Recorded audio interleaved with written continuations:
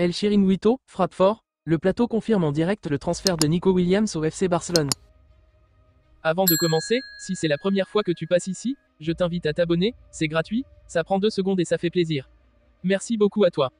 C'est une bombe lâchée en pleine émission. Alors que l'équipe d'El Chiringuito de Jugon analysait les mouvements du mercato estival 2025, Josep Pedrerol a stoppé le débat avec une annonce qui a littéralement fait exploser le plateau. Nico Williams est un nouveau joueur du FC Barcelone.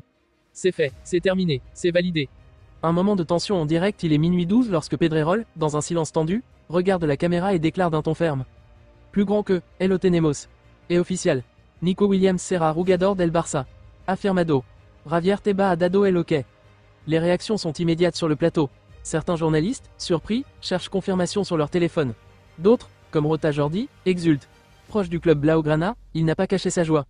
Plus grand que, c'est énorme. Nico au Barça, c'est le plus grand coup de l'été. On parle d'un joueur jeune, formé en Espagne, explosif, avec déjà une belle expérience en Liga et en sélection. Ce garçon, c'est du pur Barça. En face, Thomas Roncero, fervent défenseur du Real Madrid, n'a pas tardé à contre-attaquer. Plus grand que, le Barça n'apprend jamais. 58 millions, pour un joueur qui n'a même pas marqué 10 buts cette saison. Et on va nous faire croire qu'il respecte le fair play financier.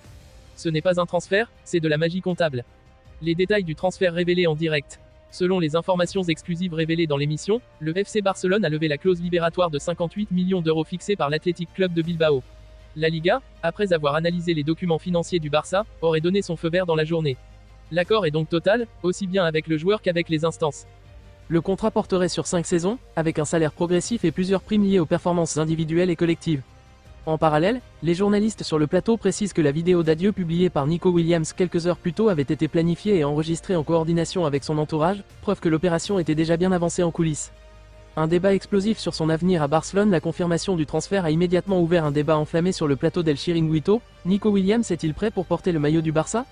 Peut-il s'imposer dans un vestiaire où la pression est immense et où les attentes sont colossales?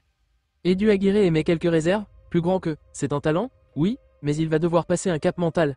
Barcelone, ce n'est pas Bilbao. Il va être scruté, critiqué à la moindre erreur. Est-il prêt pour ça? Mais pour Cristobal Soria, c'est un coup de maître. Plus grand que, c'est exactement ce que Flick veut.